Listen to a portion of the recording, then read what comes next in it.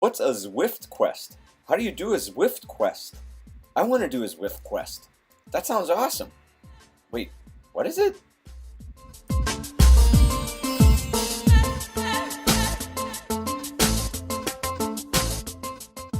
Brian Davis Races here. I am checking in on a new to me project called Zwiftquest. So here's how you register. You go to Zwiftquest.com, you check out events and results, and then you can get an idea of what the map looks like. So this is the first part of January 2018 map. So this is the process for the Zwiftquest. So we start at the Volcano Lap Arch. You have to hit those 4 checkpoints in any order that you want, and then you have to end at the same place you started. So in order to get everything up and running, again, you'll go to Zwiftquest.com, then you'll take a look at the event if you like, then you go to My Zwiftquest, and when you first log in, you will not be connected like I am to Strava, but there'll be a button that says Connect to Strava. So you click that button, you go through the prompts, and then you're connected to Strava. And Strava will become very important for registering those results, as well as that code right there I just highlighted. That's how the system knows who you are and what you did. I did a practice round yesterday to kind of get my act together, and I think I got it all figured out now, although I'm certain that I'm still going to get lost. But the cool thing about the Zwiftquest was when I was practicing yesterday, I thought, oh, okay, well, this is fun. And I'll explain what it is in a second, but I won't be able to get my structured workout in. And I'm trying to do this FTP booster and report on how that works out. So I was a little nervous about that. So what I did yesterday is I wrote it all down. I did the workout, and I was on the Facebook group, and I was like, oh, yeah, it'd be cool if you could combine the structured workout with the Zwiftquest. And then the guy who came up with Zwiftquest was like, well, yeah, just go ahead and do it. It's like, oh yeah, it makes sense, because the way that Zwiftquest works, first what it is, it's like a point-to-point, well, an alley cat race or scavenger hunt, checkpoint type race, or poker run, perhaps you're familiar with. It's kind of like that. So the way this one is working for January 2018 is that it is on the Watopia course, and you start out, there's a set start and finish, but then there's 4 checkpoints along the way, and you can do those in whatever order you want. So it's sort of up to you what route you pick, what you think the most efficient is. Maybe you want to avoid a hill by taking a longer, flatter route. I don't know. So it's like a time trial, poker run, workout, because I'm doing my structured workout all in one. So I've got every possible distraction known to man, which will keep it off my mind that I'm doing a indoor training ride. Alright, here I'm starting. I went the wrong way for a minute, but here I'm starting. I'm going to turn around, head toward the start line, and meanwhile I'm doing the intervals that I want to get done in my workout. So what that means to me is I'm not super concerned about how well I do in the Zwiftquest in this particular race, but I want to really get my structured workout in. But like I said, it's another great way to distract yourself, and it's kind of fun way to explore the maps. So anyway, here I am headed toward the volcano.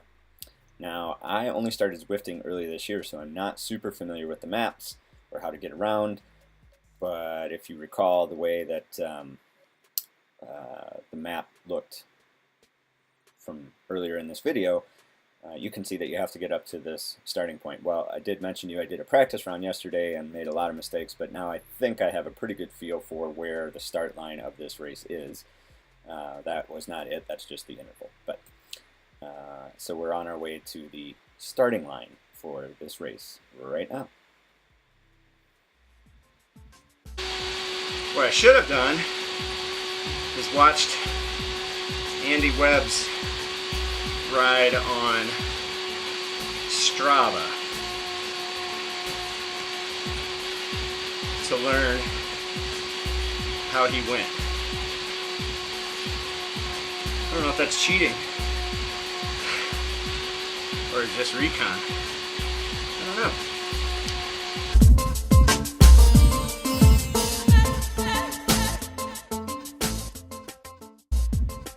Alright, so here I am approaching the start line, which is the lap counter for the volcano lap.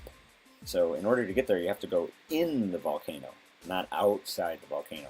And that's something I messed up on my practice run. So now let's take a look at the big picture, which is the ride from Strava, so you can kind of see where we're going on this map. So here's where I start. I go the wrong direction for a little bit, which is okay. That was part of the warm-up, no big deal. Turn around, now I'm going the right way toward the volcano, and then this is the route to get in the volcano, not outside of the volcano. So this is getting me to the start line. Boom, it was right there. And now this next section here where I'm snaking around is in order to get to the outside of the volcano, which is actually to get to checkpoint number 1.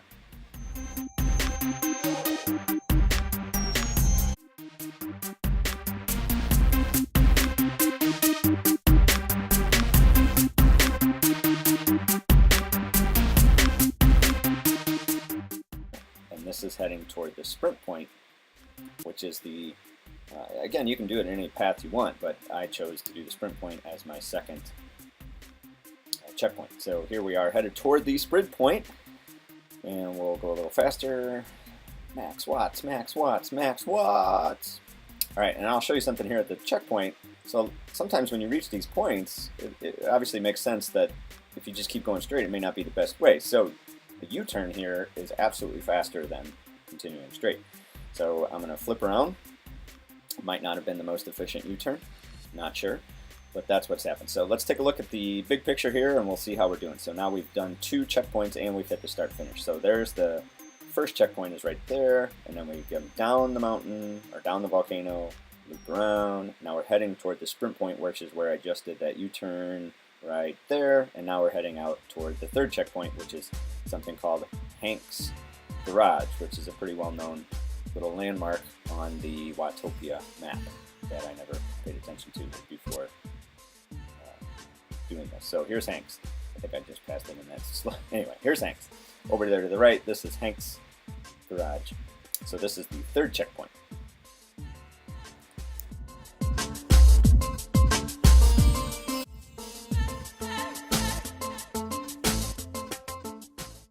Alright, so there's Hank's right there, and now we're on our way to the fourth checkpoint, which is the KOM, QOM start line. That's over on the other side of the map here. So, pumping away, getting through my workout, and now this section here. Okay, so you can see in the map in the upper right hand. Alright, we'll slow it down. This is the QOM, KOM start. That is one of the checkpoints. So, you notice that Zwift doesn't give you any indication that you hit these or not, which is not surprising because it's not necessarily actually a part of Zwift. This is all really taking place on Strava. So it'd be cool if at some point Zwift would integrate this into their system, because I think it would be neat, and I think they'd get a lot more people taking part if you could see that you hit the checkpoint. So now we're on our way back to the start finish. We've hit all 3, and this is where I have some difficulty managing my mapping skills are suspect, to say the least. So here we are on our way back, and then you can watch my little guy go, whoa, not that way. Whoa, oh, there we go. So the U-turn process is quite slow. So I guess one of my big tips would be when you're approaching a turn and you're not 100% sure of which way to go, I would slow down so you don't have to go through this process, which was long and painful to turn around.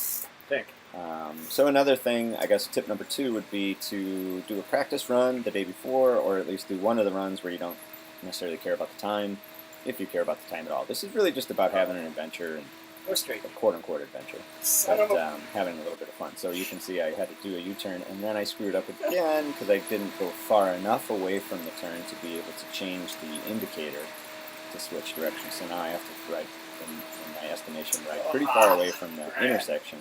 And then I'm going to turn around here again. And now I've got enough time to move over and click that button to go to the left. Okay, thank you. Now I'm going in the right direction. Yay, Brian.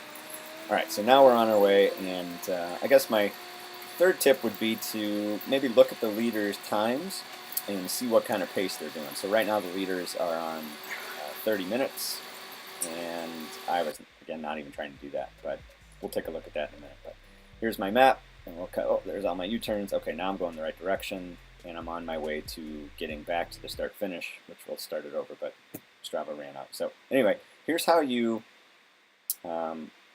work the Zwiftquest. Again, go to Zwiftquest.com. That tag that's highlighted right there in orange will go on your Strava. So at some point, get over to Strava, and then you're going to go find your activity. You're going to edit the activity just like this, and all you got to do is copy and paste that code in there, and then give it a few hours for that to show up. Wait a few hours, and then eventually it'll show up in the leaderboard, or it will tell you that you didn't do it. So then you're going to go back into Zwiftquest.com. You're going to click on My Zwiftquest, and then you're going to look for your name in the results. So you can see here are the leaders, 30 minutes, there's Andy Webb, 30 minutes, there's his code. He's currently in 10th place. He was in first place the other day, so it's definitely a competitive. Interestingly, the distance those guys are doing is 20.2 kilometers. So you can tell if you screwed up by what your distance was. So I know I'm somewhere down here in the 50, 60 area. So let's see, I find myself, there I am. And I did it in 43 minutes and 23, almost 24 kilometers. So 4 kilometers of screw up somewhere in there. Not quite sure where it was. Maybe you know. Please feel free to tell me. So another tip would be to go to their Facebook page. There was a link right on Zwiftquest.com. Go to their Facebook group page and request access. Johnny Noblet is the administrator, the creator of this thing, which is really cool. So hats off to him. There's all kind of questions and answers in the Facebook page that go through how to do the Zwiftquest, how to get set up, different ideas and suggestions. All right, everybody, thanks for watching Brian Davis Races. If you like what I had to say today, please comment, like, subscribe. If you don't like what I had to say today, then bye-bye.